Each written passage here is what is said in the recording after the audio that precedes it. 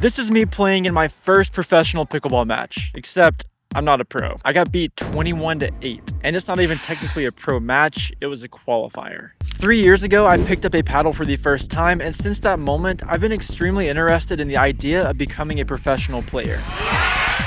It's always looked so attainable, like it's just right there for the taking. So I started the Road to Pro series to track my progress. But honestly, I wasn't fully committed. See, there's this idea called shiny object syndrome where you keep shifting your focus to the newest shiny object. And I've got it bad. Trick shots on TikTok, breaking the rulebook on YouTube, going viral on Instagram. There's just so many opportunities, but chasing all of that makes going pro nearly impossible. It's time to focus up. I'm giving myself 1 year to become a pro singles pickleball player. I never played tennis growing up, but I did play soccer and football. And going into my senior year of high school, I got recruited to play Division I college football at Georgia Tech as a kicker-punter combo. So I know what it takes to be a really great athlete, and I just love the idea of doing that in a sport where I have to start from ground zero. Pickleball singles is exactly that. So here's the plan. In this series, we have one main goal: become a pro singles player. Here's what that means. I have to win a main draw match at a tournament where I have to qualify to play. So this is like the PPA Tour, the APP Tour, or the US Open. If I qualify to play in the pro division and I win a pro main draw match, then I think we can all agree I'm a pro. Along the way, we're going to have a few smaller goals, and my first one is to win a 5.0 gold medal in singles. I'm not allowing myself to move on to the next step until we get this gold. My latest attempt at 5.0 gold was in Hilton Head back in October.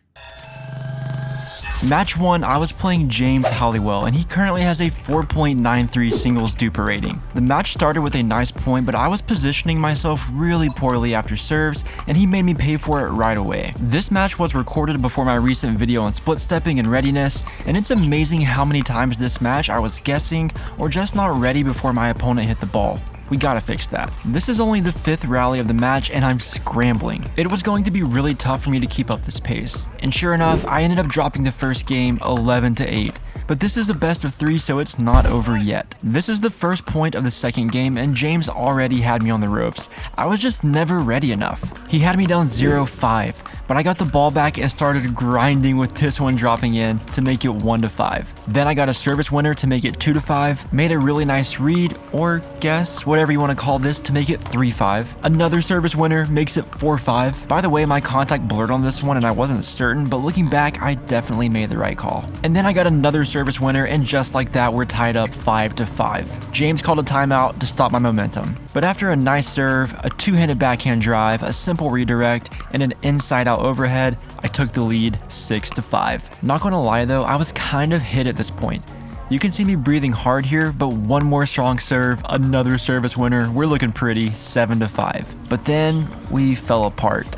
Error after error after error after error, and I ended up losing the second game 7-11, which means I also lost the match. But this was a double elimination tournament, so we had another chance. In match 2, I was playing John Park, who has a 4.46 duper and was also a pitcher for the Chicago White Sox. I started the match extremely cold with a return into the net, but John is a gentleman, so he returned the favor. And from there, it was pretty smooth sailing. I was hitting good shots and John was struggling, so we ended up winning the second match 15-2, putting me at 1 win and 1 loss, going into my third match, which was going to be a grind. In match 3, I pulled Chase Blocker. He's got a 4.95 duper and he was also decked out in Selkirk gear, which means he's probably good. Chase has a very fun game to play against. He's not a banger. He's got a really good serve and he's very comfortable dropping the ball to my backhand. On the third point of the match, I dropped a ball off short to Chase's backhand and he tried to hit me with the Kyle, but thankfully hit the net. But that meant he knew my secret shot and we would definitely see that again. A couple of missed dinks and I found myself down 3-0, but he hit one into the net and gave me some hope. I lost the next point, but then I hit the most perfect shot in pickleball. Now it's go time. He gave me a lofty return off of my serve, so I went to his backhand, took a disgustingly poor angle, hit a lob, defended an overhead, and then hit him with the tweener lever. One thing I learned from this game is that I have to develop some good offense from my backhand side. At higher levels, that side is just going to get pounded with drops, and if I can't defend them with strong offense, then I'm going to get rolled over. This match was truly the match of the Kyles. Chase tried the first one, and then I tried one and hit it into the net also. Chase hit a second one, but I didn't guess and responded super well. On his third attempt, he hit the net again. My drives were on fire this game. My backhand still needs a ton of work, but the forehand was crushing, and that was really carrying me towards the finish line, and my backhand at the net wasn't complete garbage. I managed to generate a little bit of offense with it and got this one to paint the line. Fast forward a bit and I'm up 14-10 with Chase serving. He drops my backhand, I hit it cross court, and then he tries a fourth Kyle straight into the net. Oh my. I get the ball back, make him run around his backhand, he hits it out, and I win the game 15-10. On to round 4. Match 4, I got Joey Campana, a 5.31 duper, my best opponent yet. I feel wrecked at this point. Singles is unbelievably draining, and true to form, I hit my first return out of bounds. Not a great start. At 1-2, I hit a nice third shot dropped on the line, split step well, and Joey hits it out. 2-2. I hit a hard serve that makes Joey a bit slow coming in. I laser a forehand and then watch as he paints the line. Tough break. Back to the backhand drop situation. I gotta figure out better offense from here. It's crushing me.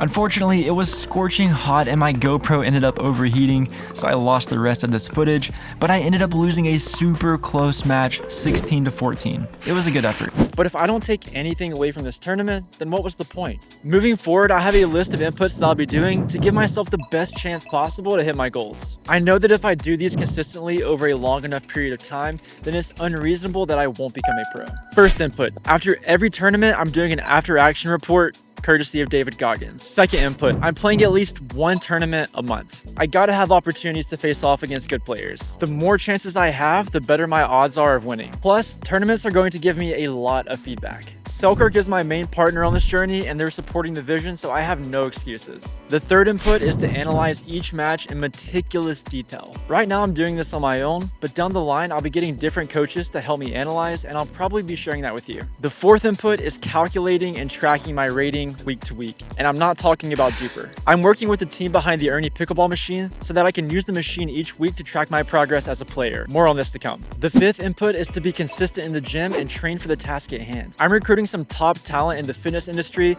to make sure athletically I'm where I need to be my best. The sixth input is sharing the knowledge. Each week I'm sharing one drill, one tip, and answering one question in my newsletter. Every week the person who asked the question gets a free random prize from me. The first version of this just dropped a few days ago. You can go to SHEAUNDERWOOD.com to get those for free. If I do all these things consistently, then it's unrealistic for me to not be successful. But there's a seventh input that I think might actually be the most important. In episode 2 of the series, I'll be sharing what that is when I go up to Minnesota to train with pro Sammy Lee. Thanks for watching. I'll see you next week.